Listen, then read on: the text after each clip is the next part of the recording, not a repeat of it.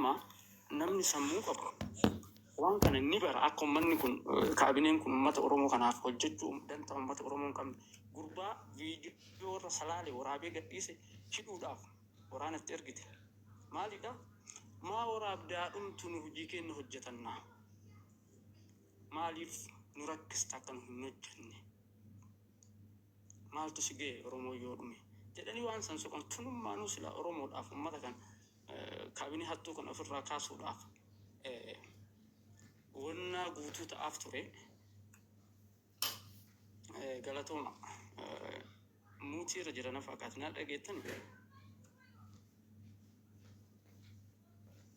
eenyu muutii na godhe nagama itti fufaa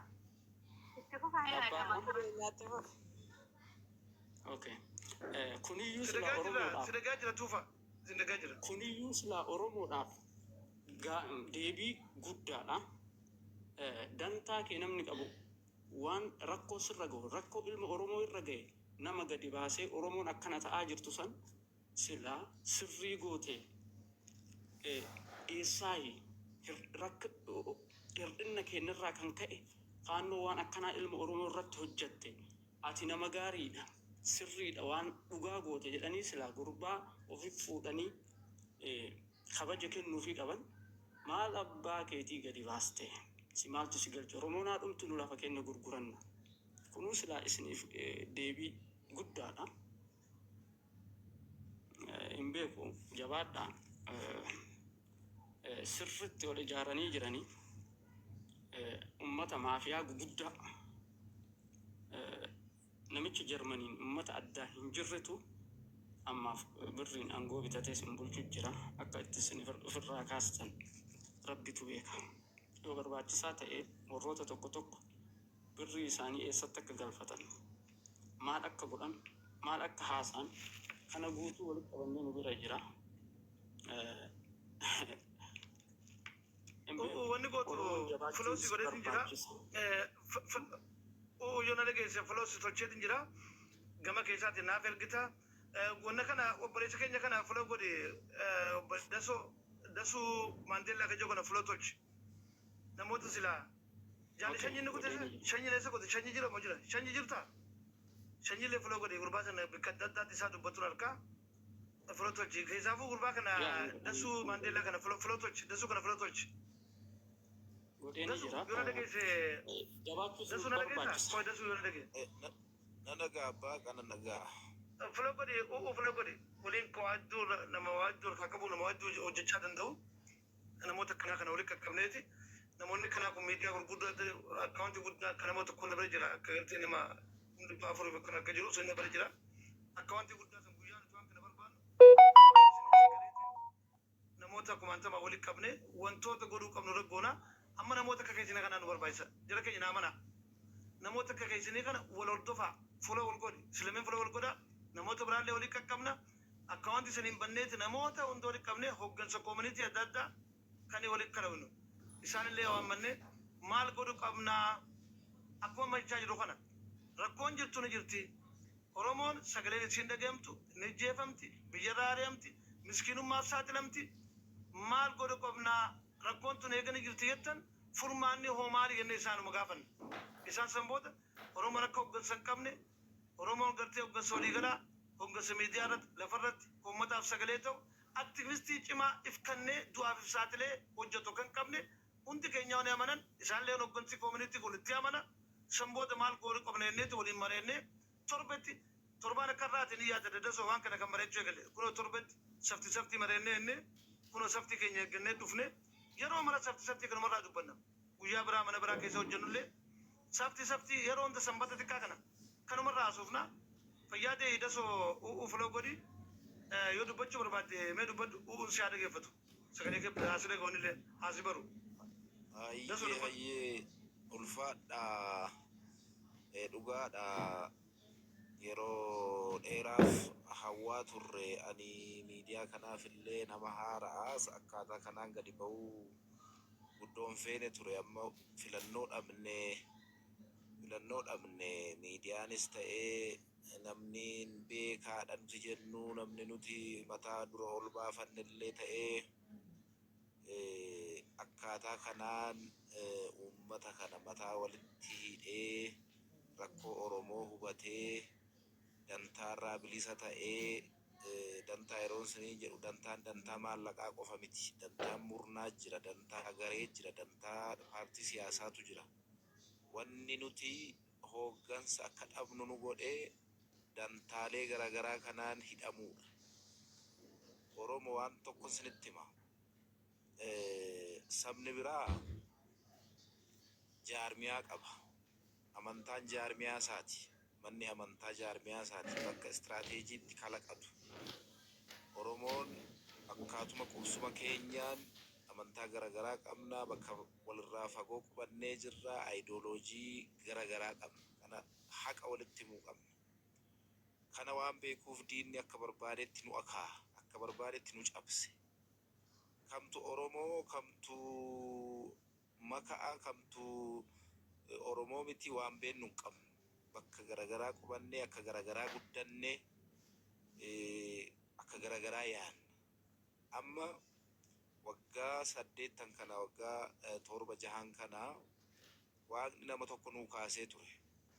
Jawaar Mohaammed.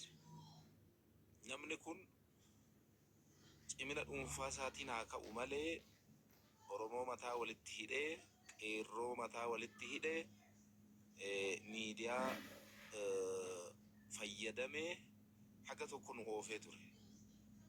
Waan tokko isinitti himaa guyyaa tokko bakka Jawaar jirutti isinitti hima. Gaafa Jawaar paartii seenuu mana isaatti na yaame. Haqa kana dhaggeeffadhaa. Abbaa haqaatti meera. Keessaan waan kiyya dhaamee ture Jawaar gaafa abbaa haqaa an biyya keessa jira. Asirratti waan baay'ee naasa'u garuu waan tokkon itti madhaame.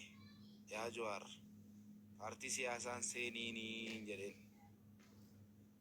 Yaa Jawaar rakkoon keenya rakkoo paartii siyaasaa miti. Paartii siyaasaa dhibba qabna. Garuu dhibbi kun yaada keenya dhibba goote. Nu amma ka barbaannu akkuma amma jirtu kanatti yoo itti fufte Oromoo ni hoogganta. Dhiisii obboleessa kiyya waan kana na dhaga'ii jedheetti gara nama 30 taana mana isaatti itti hime kana. Haa qabadhaa Oromoo. Yoo immoo paartii siyaasaa seente ta'e ABO'oof KFO walitti maki si gargaarra. Akkaataa kanaan itti seeni. Yoo kanaa alaan seeniini jedhetti. Sagaleen kee paartii masana faana duutii jedheen. Amma waan kana nuti kan nuti dhabnee nama akka jaarmiyaatti nu ijaaru. Nu dura deemu. Ela Oromoo. Istiraateejiin siyaasa warra kaabaa beeta kiristaanii keessatti tumamti. Waan feetannaan jira. Istiraateejiin siyaasa kaabaa mana amantaa ortodoksiitti tumamti. Istiraateejiin siyaasaa Oromoo qilleensarra jirti.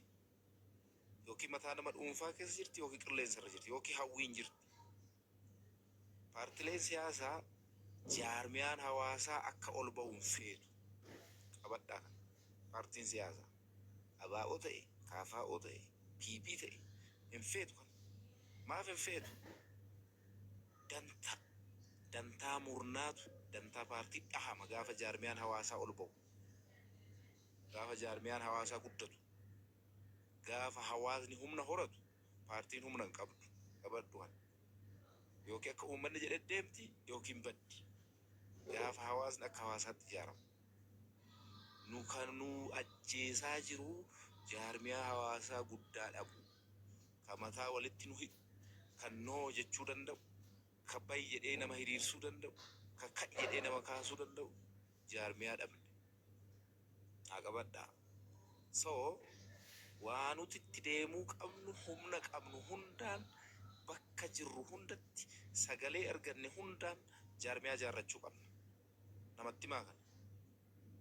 Abbaan fe'e ka'ee har'a akka barbaade dubbatee nu akaayee nu tumee mataa wal nu dha'ee nu hunkure kan nu bitaa jiruufi jaarmiyaa sagalee guddaa qabu ka Oromoo wal cinaa hiriirsisee gaafa rakkoo ka'i jedhu gaafa gammachuu waliin gammadu jaarmiyaa akkasii ijaarrachuu qabna.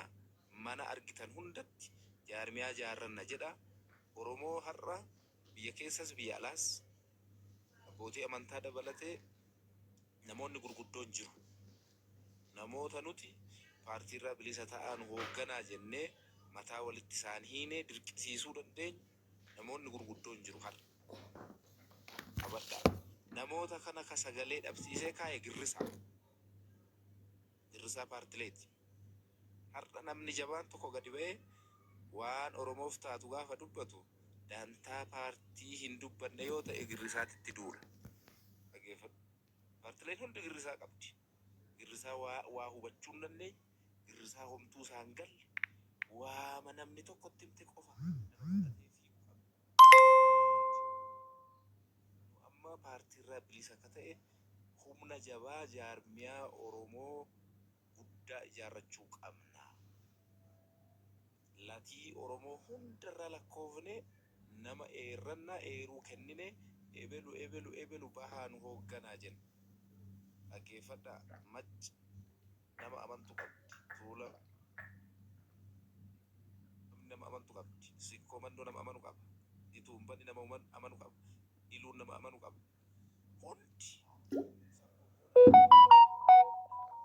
hunda keessaa funaannee mataa walitti isaan hiinaa nu hoogganaa jennan isaan jala yaada. Akkaataa kanaan mana seentan hundatti kana lallabadhaa. Abbaa haqanaa jabaadhu ulfaadhu umurii siyaa dheeressu akkaatuma